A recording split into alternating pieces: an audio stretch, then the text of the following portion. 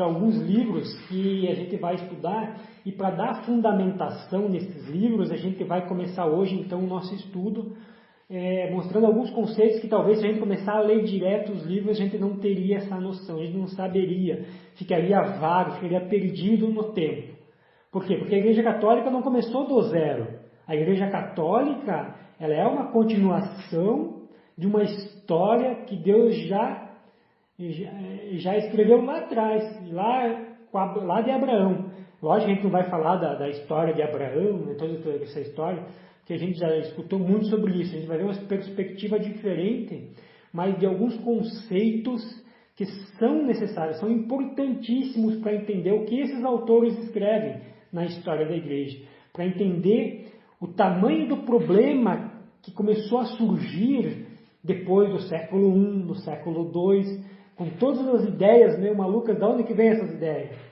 Vem dessa fundamentação que a gente vai ter hoje, tá bom? Então não vai ser nada muito aprofundado, porque eu também não sou historiador, eu não sou, né, eu só sou um roteador, digamos assim. Eu peguei a informação do lado, estou agrupando para a gente poder entender os acontecimentos que vêm na sequência, tá bom? Então o primeiro livro que eu gostaria de deixar para vocês é esse livro aqui. Esse livro aqui é um livro de Daniel Hopes, né? Na verdade não é um livro, é uma coletânea, tá? Ele tem 10 livros nessa coletânea, são livros bem produtivos, digamos assim, bem detalhados, muito bons de ler, não é uma linguagem difícil, mas claro que ele vai citar certas coisas, se a gente não tem um conhecimento prévio, às vezes a gente não entenda, né? Então, o primeiro livro que eu vou passar para vocês, depois eu vou passando os outros, conforme chegar o momento. Mas o primeiro livro é esse Daniel Hopes, vai dizer assim, ó, a Igreja dos Apóstolos e dos Mártires. Tá? Então é o princípio da Igreja Católica ali, certo? A fundamentação. Então são 616 páginas, não são muitas páginas, né? Mas a gente vai tentar fazer um resumo com o passar do tempo, tá? Outro livro muito interessante, importantíssimo para nós, é o de Eusébio de Cesareia. Esse Eusébio de Cesareia é um personagem muito conhecido da Igreja Católica, né? Então ele viveu no século III e ele basicamente conviveu com os pais da Igreja, ou seja, com os santos padres, né? Aqueles que fizeram as primeiras doutrinas, passaram por muitas dificuldades ali, né? Combateram muitas heresias. Então ele vai escrever, porque ele escutou, história, é a doutrina que se passava de pai para filho, de geração para geração, aquela doutrina que passava de apóstolo para os discípulos, né? Então ele foi escrevendo diretamente ali da fonte. Né? Então ele é muito citado nos historiadores mais modernos, ele é fonte necessária. E graças a Deus nós temos disponível em língua portuguesa essa versão, né, que diz a história eclesiástica da igreja. Até o momento, claro, que ele estava vivo, né, até o século III ali. Tá? Então, esse Daniel Hope, só complementando, ele já é lá de 1850, né? Então já passaram alguns séculos aí, mas ele... O que é o bom dele? Já tem muito conteúdo, muita história para contar, né? Por isso tem 10 volumes um pouco massivos, um pouco mais densos, mas ele traz muita informação sobre a história, informação que a igreja já atestou, ou seja, é diferente a gente pegar um escritor agora, 2020, e sair lendo. Tem muito escritor que fala um monte de teorias por aí, e como é que a gente vai saber se essas teorias que eles estão colocando hoje, em 2020, não estão poluídas com a teologia da libertação, né, com determinadas outras ideias que já são condenadas, já são apóstatas da igreja, já são desviadas da igreja. Né? Tem muita gente escrevendo a história da igreja, tem muito protestante escrevendo a história da igreja, mas segundo a sua visão distorcida do que realmente a igreja quer nos ensinar. Tá? Então, uma fonte segura, das mais seguras que tem, é essa aqui. Tá? Outro bom livro de um santo da igreja, Dom Bosco, vai escrever um livro também que se chama História Eclesiástica, vale muito a pena ler, não tem muitas palavras, 286 páginas, a gente vai ter um bom resumo de toda a história da igreja, né, claro, uma visão mais hierárquica, trazendo diferentes momentos da história, mas traz muito conhecimento assim em uma leitura rápida, né? Se a gente quiser. Depois, claro, o aprofundamento a gente vai ter aqui, né? Mas vale a pena. Então, esses 3 livros, se você pegar, você consegue gratuitamente na internet baixar, né? Claro, às vezes vai ter que ler digitalmente. Agora, se você procurar no Google aí, você vai conseguir comprar por um valor também que não é muito dispendioso, né? O que mais seria esse aqui, em torno de 800, 900 reais, você compra os 10 volumes, né? Vale muito a pena, né? Tá bom? Então esses são os 3 livros, gostaria de passar. Agora eu vou passar uma referência, que é uma referência judaica, que foi escrita em torno do ano 70, 80 depois de Cristo. Ele era fariseu, e tamanha é a honestidade desse cara, dessa pessoa, que ele é referência histórica para ambos os personagens, para Eusébio de Cesareia, lá no século, tanto para Daniel Ropes, lá no século XIX. Então imagina a importância desse cara. Era judeu, veja, ele não é cristão, mas ele escreveu um livro que se chama, deixa eu pegar aqui no começo, História dos Hebreus. Então a história do Hebreus é como se fosse contar a Bíblia novamente, mas é uma tradição oral, sabe? É muito prazeroso ler esse livro, é muito fácil, muito tranquilo, a linguagem muito boa. Digamos, tu vai ler a Bíblia tu vai ter, claro, tu vai despender muito tempo, porque tem muito mais detalhes. Aqui não, aqui é muito mais resumido. E ele vai passar até a sua vida, né? Que é quando Jerusalém é destruída pelos romanos, pelo imperador Tito, né? O imperador Tito, inclusive, esse fariseu, antes ele era fariseu, né?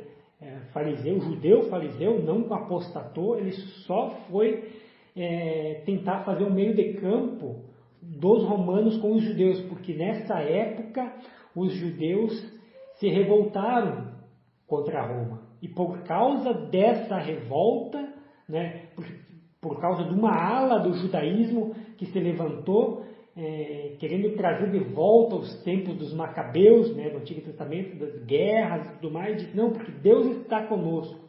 Ganhou 1, 2 batalhas ali no ano 66, se achou grande, né, o povo judeu, só que a gente já sabe que a história nos conta que Deus já não estava com eles, né?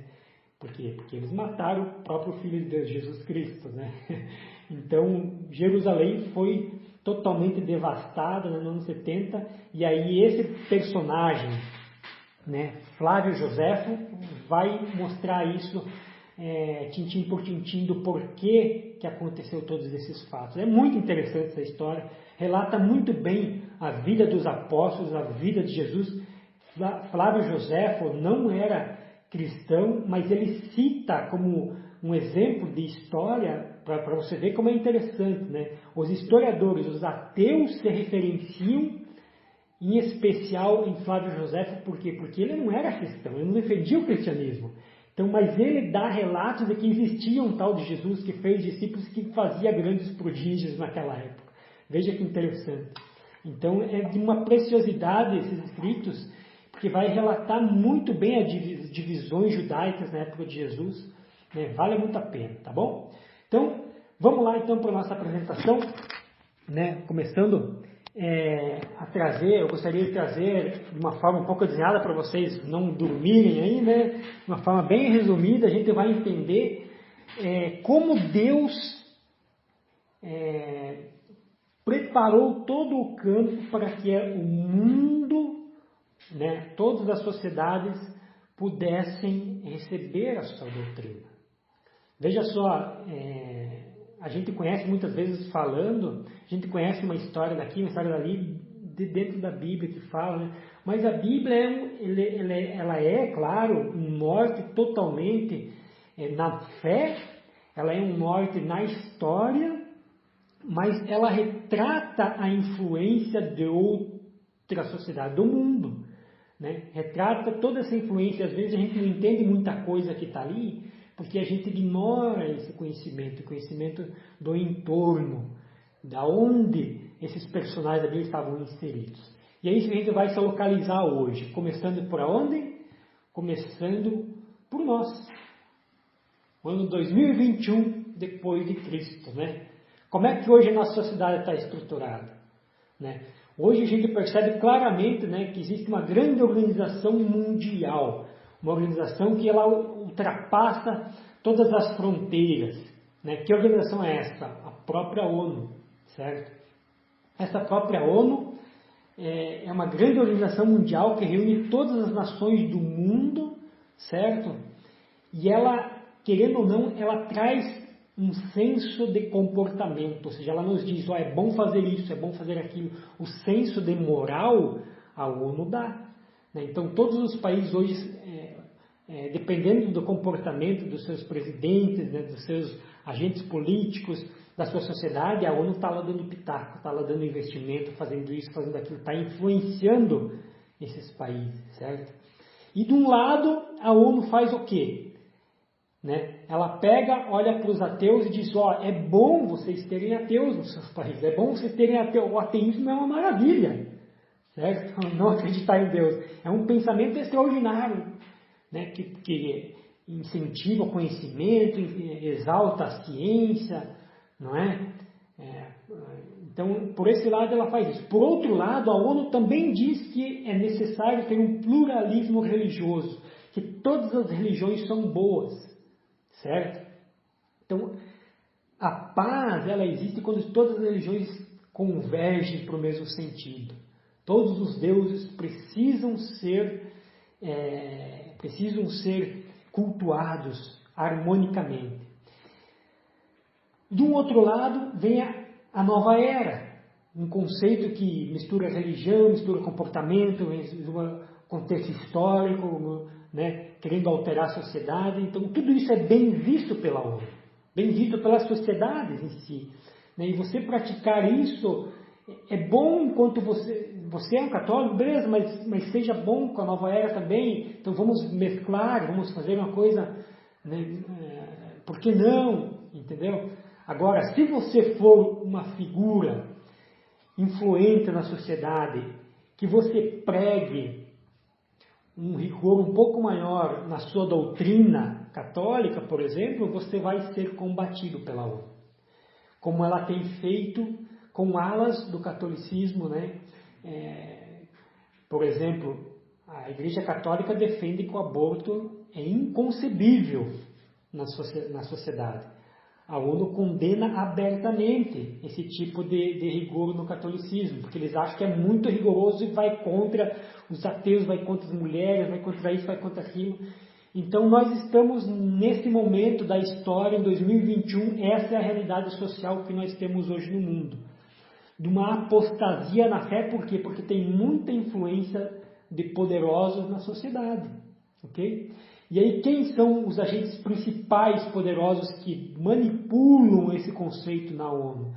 Maçônicos, sociedades poderosas, né, como Illuminati, e acreditem ou não, existe uma ala satânica, como sendo na sociedade de elite, que praticam o satanismo, a adoração ao demônio. É uma coisa muito forte na sociedade, e isso eles não fazem mais ocultamente como era na dita Idade Média, né? Agora é abertamente e é louvado, inclusive, pelos membros da ONU, você fazer parte de uma sociedade dessa que cultua o satanismo. Pode uma coisa dessa? Acontece na nossa sociedade abertamente. Os Estados Unidos estão erguendo templos e culto a Satã. Bom, se a gente olhar então para esse mapa aqui, esse mapa do mundo, é difícil a gente encontrar algum ponto no planeta em que a ONU e essas sociedades, esse tipo de comportamento não esteja inserido lá. Tá bom? Então, essa é a nossa realidade em 2021. É complicado? É complicado. Mas, graças a Deus, nós também temos a Igreja Católica em todos os pontos do mundo. A Igreja Católica tem servido de alicerce e tem combatido isso há séculos, para dizer nos 2000 anos de história. Só para citar alguns pontos importantes, que a gente vai fazer um resumo bem tranquilo aqui para voltar, né, um estudo histórico, a gente precisa ver, foi difícil a perseguição lá em 64, como a gente vai ver na época dos mártires e tudo mais, foi difícil, foi muito difícil, mas nem se compara em número, gênero e grau com o que foi o socialismo, o comunismo sendo empregado lá em 1917, há 100 anos atrás. Gente, foi um massacre total esse negócio aqui. Quando a gente chegasse, tomara a Deus que a gente chegue nesse momento para estudar isso, os historiadores sérios que escreveram sobre isso relatam as atrocidades de dezenas de milhões de pessoas sendo dizimadas por esse sistema. Né? A Igreja Católica veementemente condenou já e condena o socialismo, todas as formas. Eu tenho um vídeo que eu fiz que se chama O Socialismo é a face do demônio na face da Terra. Se alguém ainda não viu, quer se aprofundar um pouco mais nesse tema, tem dúvidas, vai lá no meu canal, né? Dá-lhe passos lá e você vai ver esse vídeo aí com todos os documentos da Igreja Católica, onde as autoridades da Igreja Católica deixam claras por A mais B por que é que o socialismo e o comunismo foram condenados, dando todas as fontes, todas as razões por que foi condenado. Se a gente voltar um pouco mais no tempo, 500 anos, né? Lá em 1517 a gente vai encontrar então uma reforma protestante. Né? Então um outro grande ponto na história que não acabou ainda está em curso até nos dias de hoje, e a Igreja Católica bate, né, condena veementemente todos os erros da reforma protestante. E a gente pode observar hoje as milhares de denominações que resultaram disso. Né? Então isso tem muita história também para a gente estudar. 500 anos atrás ainda aconteceu um grande cisma, que é conhecido como Grande Cisma do Oriente, ou seja, a igreja que era católica, o nome católico quer dizer universal, certo? Católico em grego quer dizer universal na língua portuguesa. Então, a igreja universal, ela se rachou ao meio por causa de disputa de poder. Então, uma ala, bem numa época complicada da igreja, resolveu que não deveria mais seguir Roma, ou seja, ao bispo de Roma, ao Papa. E aí aconteceu esse cisma. E até hoje também ela persiste naquela área. Então veja que todos esses últimos 3 aqui ainda persistem. Não morreu ainda. É história. Voltamos mais 500 anos, né? Lá no ano 476. É um período bem interessante que surge na história, que se chama a Idade Média. Idade das Trevas, né, entre aspas aqui. Essa Idade das Trevas, Idade Média, perdurou, né, foi a queda do Império Romano no Ocidente, mas o Império Romano continuou no Oriente ainda por mais 1000 anos. Então, quando o Império Romano termina no Oriente, por cair por completo, aí acaba a Idade Média, tá? Então, essa Idade Média não está até hoje, mas ela durou mais 1000 anos. Então, ela durou mais ou menos 1000 anos da história. É pouca história? Não, é muita história. Veja que hoje é interessante, né? A gente está falando aqui Idade Média e Idade das Trevas. Por que a gente conhece como Idade Média e Idade das Trevas? Porque nos contaram assim, que é a Idade Média, que é a Idade das Trevas, mas na verdade não é. Nessa idade aqui seria a Idade da Luz, se você considerar o grande avanço nas sociedades do mundo que se teve. E por que ela é contada assim como Idade das Trevas, então? Porque quem conta assim, quem tomou essa frente, normalmente foram os ateus ou aqueles que tinham problemas com a igreja e quiseram contar, então plantar, como se a igreja fosse a grande plantadora das trevas nas sociedades, quando de fato foi o inverso.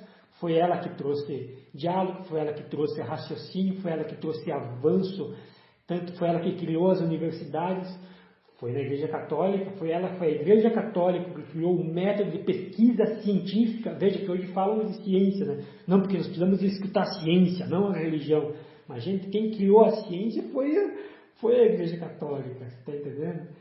O norte da ciência, todas as bases científicas de como se deve fazer ciência foi desenvolvido pelos padres da igreja. Em que idade? Na idade das trevas. Pode um negócio desse? Né? A arte teve muito desenvolvimento. Que arte que se tem hoje? As grandes obras de arte foram desenvolvidas aonde? Nessa idade, nesse período. Então vejam que quanto avanço que teve ali. O avanço na astronomia vem da onde? Vem da igreja. Então vem tudo dessa idade. E eles chamam de idade das trevas. Você veja como às vezes o conhecimento que a gente escuta, dependendo da fonte, ela vai destruir a nossa mente. Tá bom? Então vamos voltar agora mais quase 500 anos lá, 400 anos lá, e 100 depois de Cristo, né? É o grande período em que grandes heresias vão surgir na igreja, é o século II, né? Do ano 100 em diante. Grandes heresias vão surgir na igreja, mas grandes padres são levantados por Deus para defender a verdade, defender a tradição, defender a doutrina da igreja, defender o magistério. Então, esse período aqui começa então a ser conhecido como o período dos santos padres. Tá? Depois a gente vai estudar um pouco sobre isso aí. Voltando um pouco mais, agora voltando menos tempo, né? Vamos voltar só 40 anos no período aí da história. Aqui se dá um período que é conhecido como o período das grandes perseguições. No ano 64 depois de Cristo, depois do nascimento de Cristo. Existia perseguição antes? Existia perseguição. Existiam mortes, mártires antes desse período? Existiam, mas em número muito menor. Eram casos bem isolados, né? Antes desse período, a igreja teve a graça de passar por um período em que o império continuou o mesmo, mas os cristãos tinham liberdade de levar a doutrina em diferentes lugares, em diferentes pontos do império, né? O que possibilitou grande expansão naquele momento. Mas depois de 64, então é que Nero institui uma lei no império, dizendo, desse momento em diante, não se pode mais ter cristão. Isso virou lei. Então, o império, que antes não se tinha lei, ou que existia uma certa amizade com os judeus, e que os cristãos eram considerados como uma seita judaica, assim como, não como se fossem os saduceus, os fariseus, porque os saduceus e os fariseus eram judeus, digamos assim, de uma ala com mais influência no Império Romano. Os cristãos não, os cristãos já não eram aceitos pelos judeus, mas eram conhecidos pelo Império Romano ainda como sendo uma seita judaica. Por quê? Porque eles saíram do meio judeu, né? Bom, tudo isso então é importante a gente saber, porque isso não vem do nada. Isso a gente vai falar com mais pormenores, né? Mas a gente precisa entender que, nesse momento, então, voltando um pouco mais na história, no ano 33 depois de Cristo, a Igreja Católica toma forma, toma corpo, toma estrutura, separada do judaísmo, mesmo que sem o nome. Tá? E aqui eu gostaria de fazer parênteses em duas passagens que vêm lá do Antigo Testamento, 4 séculos antes de Cristo, aproximadamente, né, falados por Isaías II. O livro de Isaías, se você pegar na Bíblia, faz parte de 2 Isaías, são 2 os personagens que escrevem. Do capítulo 1 até o 39 é Isaías I, né, que vai escrever 300 anos antes desse Isaías II, mais ou menos lá pelos séculos 8º antes de Cristo, né, 750, mais ou menos por ali. E o segundo Isaías, que foi mais ou menos no século IV a.C., ou seja, ali pelo ano 300 a 400 teve esse segundo Isaías, que é depois que o povo volta da Babilônia, então esse Isaías vai escrever, do capítulo 39, 40 até o final. Daí ele escreve assim, Isaías 42, versículo 6, Eu, o Senhor, chamei-te realmente, eu te segurei pela mão, eu te formei e designei para ser aliança com os povos, a luz das nações. Um pouco antes ele escreve, Eis meu servo que eu amparo, meu eleito, ao qual dou toda a minha afeição. Faço repousar sobre ele meu espírito, para que leve às nações a verdadeira religião. Interessante que aqui percebo que ele está falando em especial de Jesus. Tá? Quem vai levar a luz às nações? Jesus. Quem vai levar para as nações a verdadeira religião? Jesus. Perceba aqui que existe uma verdadeira religião. Veja que o profeta estava falando para quem? Para o povo escolhido, né? Para o povo já não tinha uma religião? Tinham. Mas ele vem e diz que vai vir o verdadeiro Messias e vai falar da verdadeira religião. O verdadeiro escolhido, né? Aquele que ele, o próprio Deus, está colocando, vai levar a luz às nações.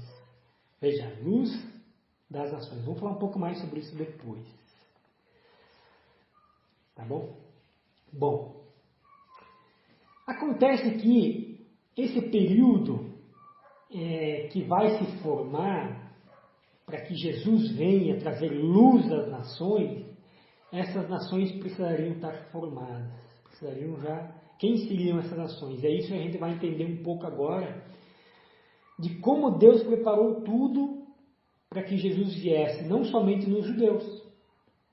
Existiu um tempo, antes ainda do Império Romano tomar conta de toda aquela região ali, da Terra Santa, de toda aquela região onde o povo judeu estava, que Jesus veio.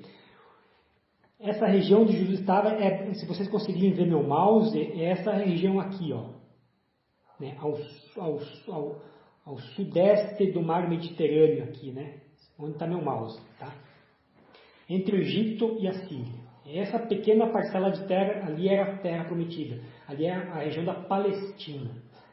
Acontece que teve um período de tempo,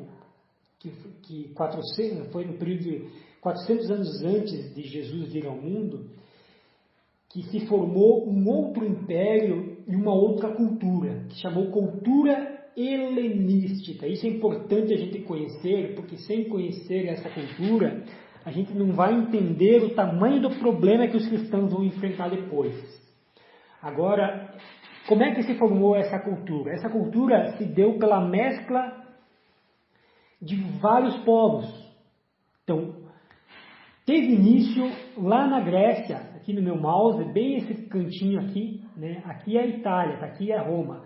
Mas esse é o povo da Grécia, e ao norte da Grécia tem um outro povozinho que chama Macedônia, um povo bem desprezado e isolado, que ninguém dava bola, que atualmente, né, naquele período, a Grécia que imperava. Acontece que o Império Macedônio foi tomando corpo, e ele tem o seu ápice com grandes conquistas em Alexandre o Grande. Então esse cara aqui vai fazer grande diferença e vai fazer a partir dele é que essa cultura helenística vai se dar forma, porque ele conquista todas as nações, ao sul e para o Oriente, certo? Então ele vai conquistar o Egito, vai conquistar a Palestina, vai passar pela Mesopotâmia, vai até a Índia, né, que é à direita. Conquista tudo, é um território gigantesco. Diz que quando Alexandre parou, olhou para o seu território, viu que não tinha mais nada para conquistar, ele chorou. É isso a filosofia que fala, né? Mas porque ele conquistou tudo que podia ser conquistado, certo? Acontece que esse império teve fim. Alexandre morreu, certo? E ao morrer, esse seu reino todo é dividido em 3, né? Toda essa área é dividida em 3. Mas tem um detalhe, um pequeno detalhe. A civilização helenística já estava formada. Então toda essa área, todos esses povos, mesmo se dividindo, certo? Ela já tinha um conceito, um pensamento helenístico que molda toda uma cultura. E um conceito um pouco interessante que a gente vai ver depois é que essa divisão, né, nenhuma divisão é boa. Essa divisão aqui foi facilitar em um monte a conquista romana que viria a seguir. Veja, se esse império não tivesse dividido, ele teria um exército forte, teria como se defender, mas não. Em 3 partes se dividiu aqui, dizem alguns que foi 4. O Império Romano vem depois, claro, vai se aproveitar disso com uma facilidade tremenda. Certo? Bom, mas vamos falar um pouco mais sobre essa civilização helenística. Perceba que, se você for estudar um pouco mais sobre isso, os gregos, eles não eram conhecidos como gregos. Quando se falava dos gregos, se falava dos helenos. Então, os helenistas chamavam, né? Depois de Alexandre o Grande, é que vão chamar de helenísticos. Por quê? Porque veio toda uma cultura miscigenada de outras nações, que não eram mais só gregas, não eram mais só helenas. Elas traziam conceitos egípcios, conceitos lá do Oriente, que vinham das Índias, conceitos daquela cultura dali dos mesopotâmios, e conceitos também do povo hebreu, que estavam por ali. Mas o fato é que essa cultura, ela é muito conhecida hoje por nós, pela sociedade, muito embasada, muito estudada, pela sua filosofia. A filosofia helenística, que a gente conhece pelos Sócrates, aqueles personagens Sócrates, Platão e Aristóteles, né? Onde Platão foi discípulo de Sócrates e Aristóteles foi discípulo de Platão. Se bem que alguns pesquisadores dizem que Sócrates é um personagem de Platão do pensamento platônico, ou seja, Platão dizia que tinha um mestre que se chamava Sócrates, no qual ele conversava e discutia com ele para fazer a sua filosofia, no qual, então, se considera que Sócrates era o personagem dos pensamentos de Platão. Mas, enfim, esse é um pensamento mais filosófico. Para nós, o que importa, então, é que Platão tinha uma filosofia muito avançada do seu tempo, né? Então, Platão desenvolveu um conceito que vai ser conhecido como dualismo platônico. Ou seja, perceba bem, isso é muito importante para nós porque vai fazer toda a diferença na história da igreja depois. Vai ter uma influência em grandes erros no cristianismo. E perceba que essa região onde essa filosofia helenística foi plantada é a região que engloba toda a Terra Santa. A Terra Santa faz parte disso agora. O povo hebreu está ali, no meio, recebendo essas informações, esses pensamentos de Platão. E aí, esse pensamento platônico fala o quê? Veja que naquele tempo os povos eram bárbaros, era mais da ação do que da conversa, mas a ala pensante era influenciada por esse pensamento platônico. E Platão chegava e dizia assim, bom, veja bem, o que importa realmente é o mundo das ideias, não é o mundo sensível. Como se a gente tivesse o nosso celular na mão, né? Quando você pensa num celular, você pensa onde? No mundo das ideias. Mas daqui 1 ano, 2, o teu celular quebrou, certo? Ele parou de funcionar. Vai para o lixo quebrado. Quando você pensa num celular, você vai pensar no conceito ideal do celular. Então, esse conceito ideal do celular, daqui a 500 anos, o celular pode não existir mais. Mas o pensamento do celular, ele vai existir ainda. Então, Platão colocou isso no seu tempo, né? Então, o pensamento, né? O molde do pensamento, ele não morre, ele é eterno. O mundo da ideia do ser humano então é eterno enquanto ele está no mundo das ideias.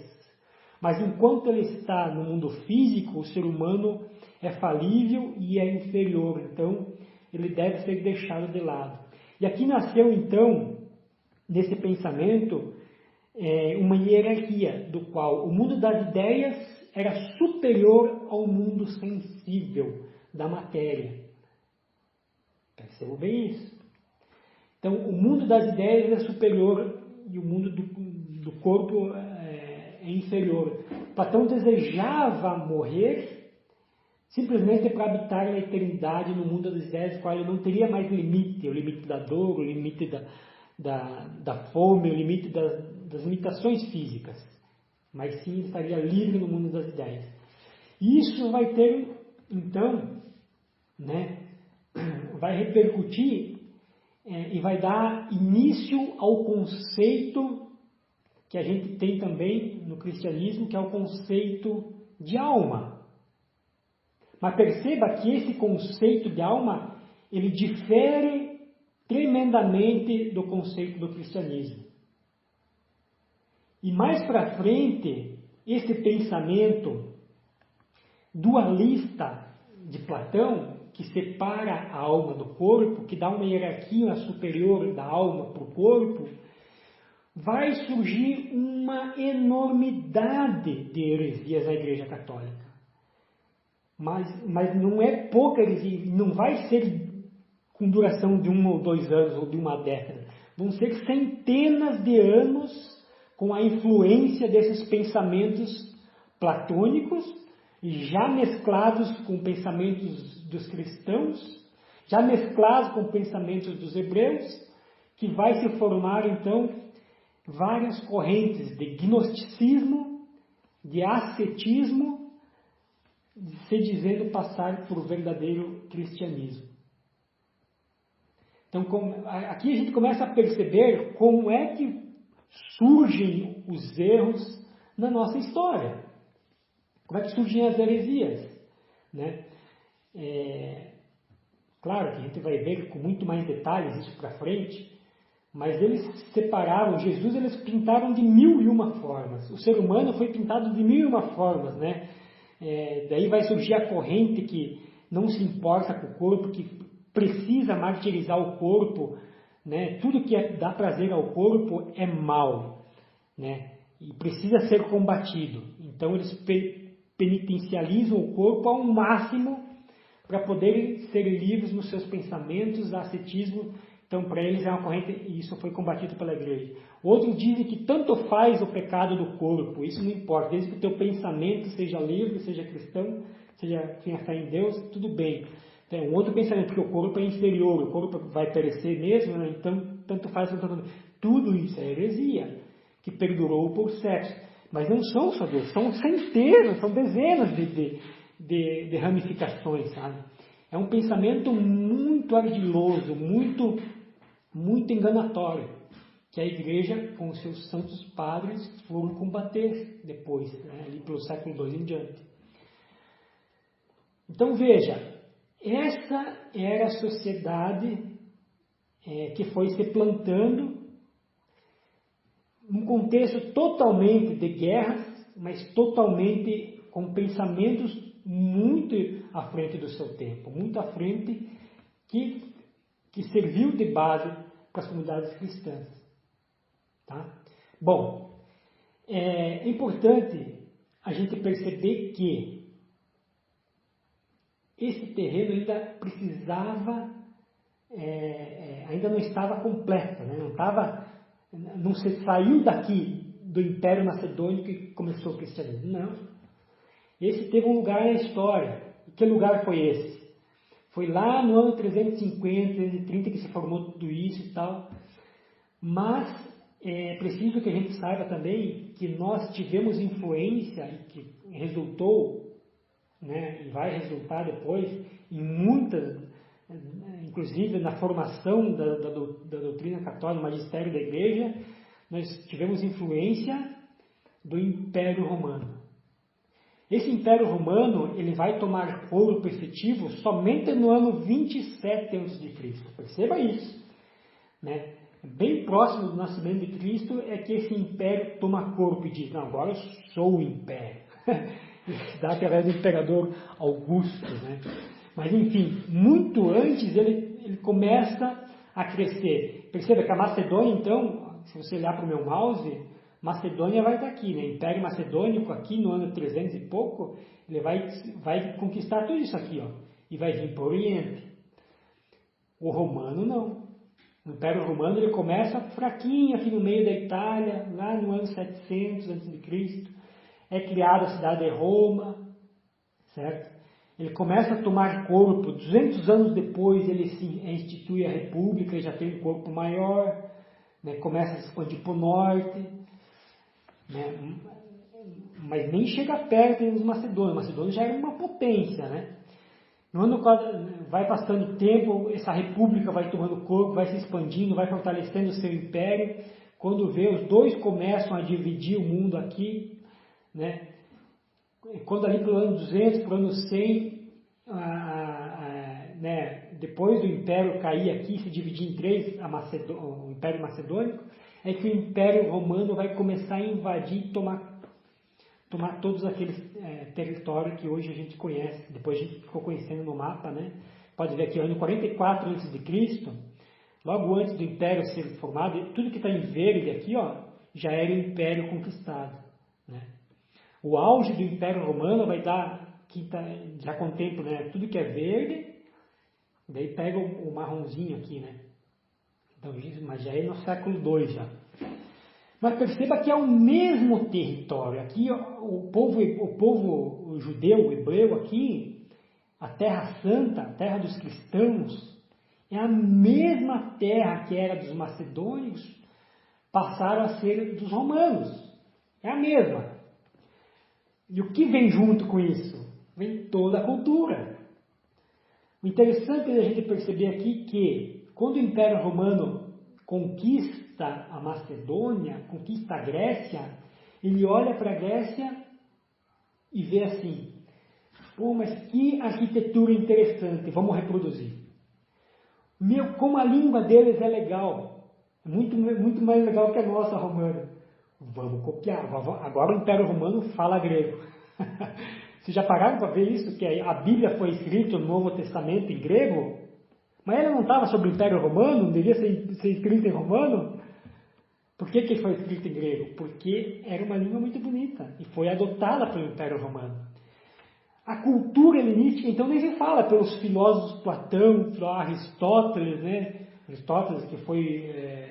Alexandre o Grande era discípulo de Aristóteles, o grande imperador. Os romanos se encantaram com aquela filosofia. O que aconteceu? Toda a cultura helenística foi adotada no Império Romano. Depois, São Paulo, quando ele faz as suas viagens, sai lá da Terra Santa e vai para Roma, né, que passa por Atenas, quando ele chega em Atenas, ele tem grande dificuldade com a sua pregação, porque os pensadores de lá não são os mesmos pensadores hebreus. Então a tática dele precisa ser alterada. Se você prestar atenção nos Atos dos Apóstolos, ele altera a sua forma de pregar, de passar o Evangelho. Por quê? Porque a filosofia helênica, ela destruiu com Paulo. Na primeira vez que Paulo falou, ele viu que não ia dar certo. O pensamento deles era muito avançado. Aí ele tem que buscar uma nova estratégia. Aí que ele então vê no poder, né, da ressurreição, a loucura da cruz, através da loucura da cruz, vai convencer aquele povo lá. Uma pregação muito diferente do que ele vinha praticando até então. Tá? Então é uma alteração significativa na nossa história.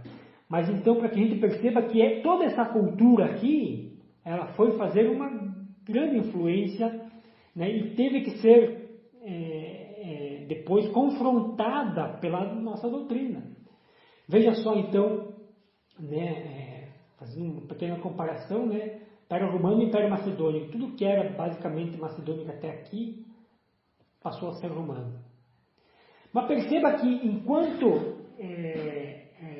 Império Romano e depois o Império Macedônico, antes disso, do povo hebreu, tudo isso passar pelas mãos dele, Deus já tinha criado uma outra nação, outra civilização que vinha da onde?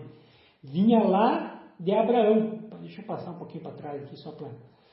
Né? Deus chamou Abraão para se tornar Abraão, ou seja, formou o povo hebreu, uma nova nação, em 1900 anos antes de Cristo. Veja, veio o período histórico que a gente está tratando aqui, né?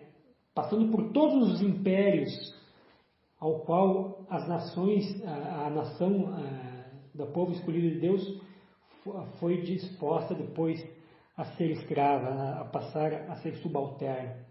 Acontece que esse povo, para nós entender um pouco mais, né, fazendo um resumo assim pelo que condiciona o nosso estudo aqui, lá no ano 900, 1000 anos depois desse povo ser chamado por Abraão, essa nova nação passou já pelo Egito, passou pelo deserto, já estava lá na Terra Santa, ela se instalou naquele lugar que a gente viu no mapa ali, que depois foi conquistado pelo Império Macedônico e depois pelo Império Romano, né, que é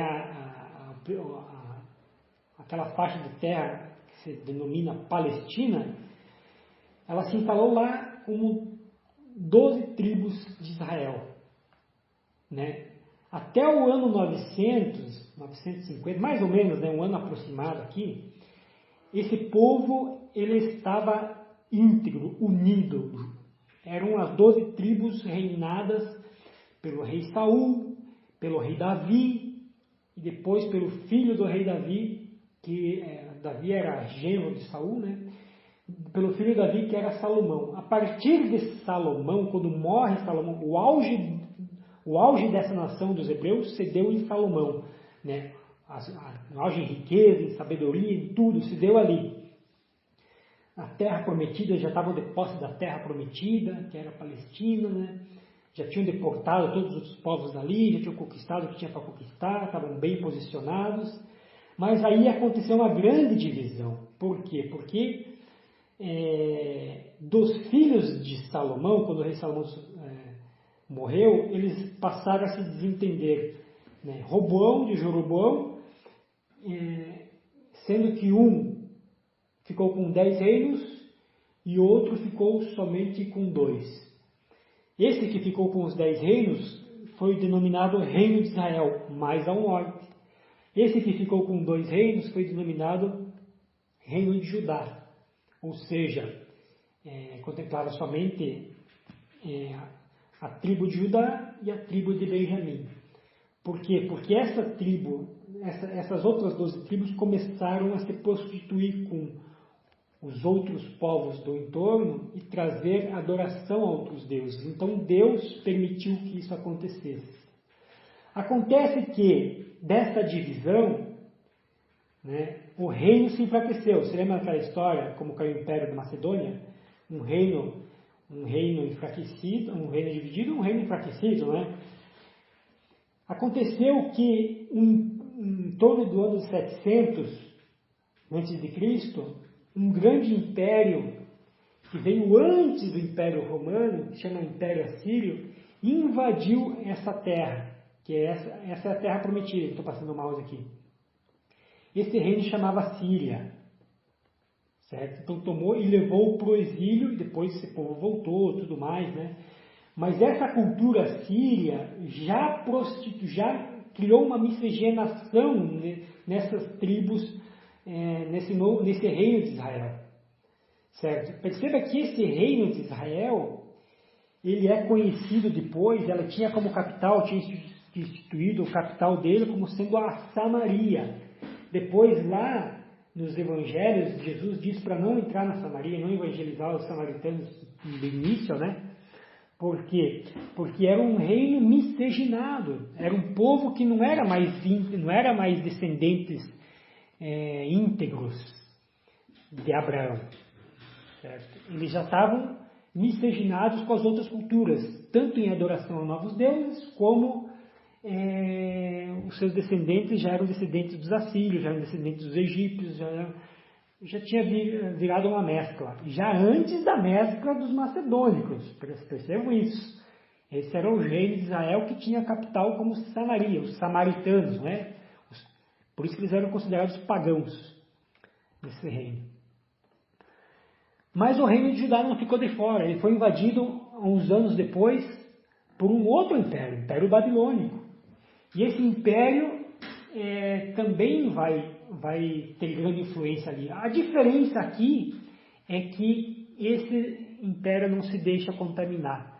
Ele não presta culto a um deus estrangeiro e não se mistura, não faz da sua descendência uma descendência misturada com os outros povos, certo? Então essas são as particularidades, né, que vai preparar então o terreno de todo o povo hebreu, de toda aquela região, até o momento que chega Jesus, né, para trazer a verdadeira igreja sobre a face da terra, fazer luz para as nações, sobre todo aquele povo que já estava misturado, já estava uma bagunça, só tinha o reino de Judá, que era descendente de Abraão, e é dali do reino de Judá que nasce Maria, né, que os seus pais provêm, comprovadamente tem a sua descendência. Por isso, quando a gente começa a ler o primeiro evangelho,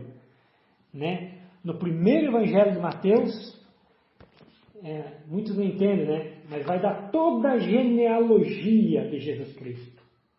Para fazer o quê? Por que ele faz questão de fazer isso? Para dizer que não realmente Jesus é puro judeu. Se ele viesse de um reino samaritano, ele não seria puramente judeu. Mas esse Jesus ele é lá da Síria, como é que pode ter um Messias da Síria? Entendeu? Então ele tinha que ser daquela descendência de Judá, que não se contaminou com nenhum povo estrangeiro. Então Jesus vai dizer, a partir dali, a Pedro: Pedro, tu és Pedro, e sobre esta pedra edificarei a minha igreja. Qual é essa igreja? Perceba que essa mesma genealogia que é comprovada por Jesus, nós temos hoje na Igreja Católica. É a igreja que todos os descendentes, todos os papas, né? A hierarquia dos papas, a descendência dos papas, tem todos contados. Entra lá no Vaticano.va no site, tu vai ver papa após papa até chegar em Pedro. Interessante, né? A genealogia dos papas. Passando pela imposição das mãos segundo a ordem de Jesus. Então perceba que aqui a gente começa a caminhar então nesse entendimento, deixando claro 3 pontos. Jesus vem para trazer luz às nações, para trazer a verdadeira religião, ou seja, pregar essa verdadeira religião, restituí-la de forma íntegra e dizer, passar adiante a sua igreja, ou seja, não é a igreja de Constantino, não é a igreja vamos pegar aqui dos Testemunhos de Jeová, né, que tem o seu fundador lá, não é qualquer outra denominação, não é a igreja de Jesus. Ele, com a sua igreja, com a sua boca, instituiu essa igreja e passou a sua doutrina. Tá? Então, é muito preciso, isso tem muita importância para nós. Sabe? Essa igreja, que é para as nações, ou seja, ela é católica, por isso nós temos o nome de católico. É importante a gente perceber isso, tá? Porque muitos podem perceber isso. Na igreja protestante, todas as igrejas protestantes se reúnem, parece, para todas elas se entendem em combater a igreja católica. Entre elas não se combatem, elas divergem em tudo. Mas nenhuma ataca a outra. Mas a católica eles atacam. Por que será? Porque é a única verdadeira igreja. Católica, porque é universal. É a religião que veio iluminar as nações. Jesus veio iluminar as nações. É para todo mundo, para os judeus e para o resto do mundo. Perceba que isso foi profetizado para o povo judeu. O povo judeu não entendeu por que eles têm esses escritos, mas não presta atenção por quê? Porque não interessa a sua vontade. Né? Uma fé, uma é somente fé. Não existem duas nem várias. Não existem interpretações diferentes dessa fé.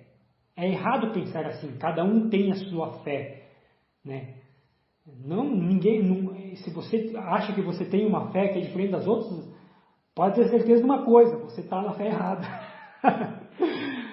Por isso que nós temos que, lá em 2 Pedro, capítulo 1, 21, vai dizer assim, né, que nenhuma interpretação é delírio, interpretação da Sagrada Escritura.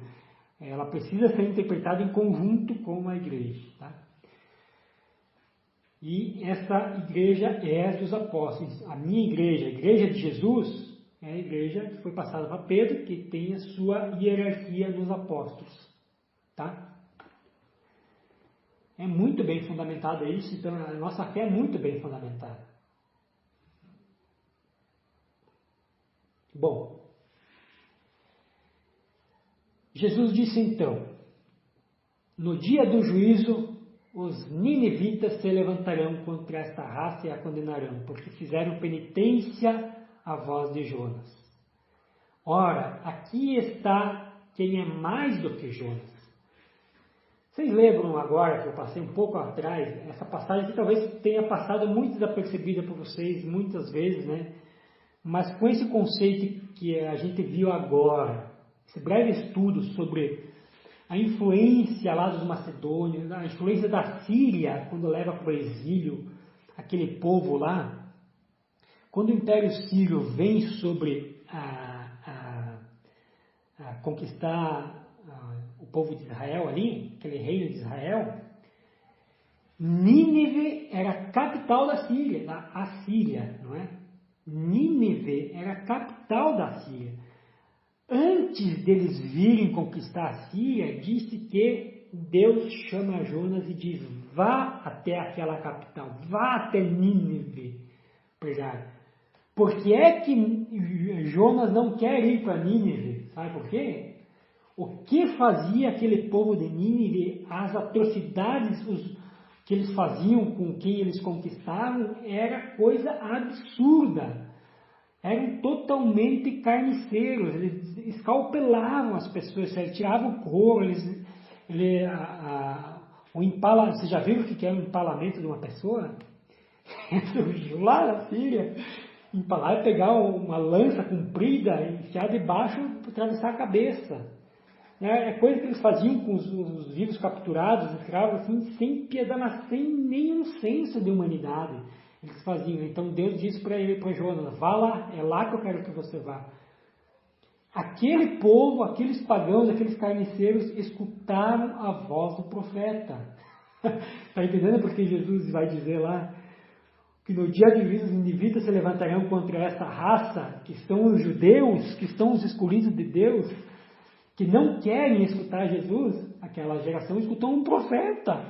Eles não escutaram o Deus encarnado. Aqui está o Deus encarnado, eles não querem escutar. Tá entendendo? Existe muita incongruência, muita relevância nisso, né? Outra colocação de Jesus, no dia do juízo, a rainha do sul se levantará contra esta raça e a condenará, porque veio das extremidades da terra para ouvir a sabedoria de Salomão. Ora, aqui está quem é mais do que Salomão. No auge da nação hebraica, da nação dos judeus, Salomão imperava lá. Salomão tinha a maior sabedoria da terra e disse que essa rainha do sul era a rainha da Etiópia. E ao ouvir lá do sul, alguém passou por lá e disse, tem uma pessoa muito sábia lá para o norte. Ela se mandou para lá porque ela tinha muitas dúvidas. Chegando lá, ela ficou admirada com as respostas do rei Salomão. Né? E viu quanta beleza e aceitou aquelas respostas para o seu reinado, então aqueles direcionamentos. Então tu imagina, ela que era pagã, aquele povo lá de Nínive que era pagão, eles escutaram muito mais um profeta, muito mais um rei, do que o próprio povo do Messias, que não quis escutar alguém que era muito maior do que ele, que era o próprio Messias, ou seja, o próprio Deus.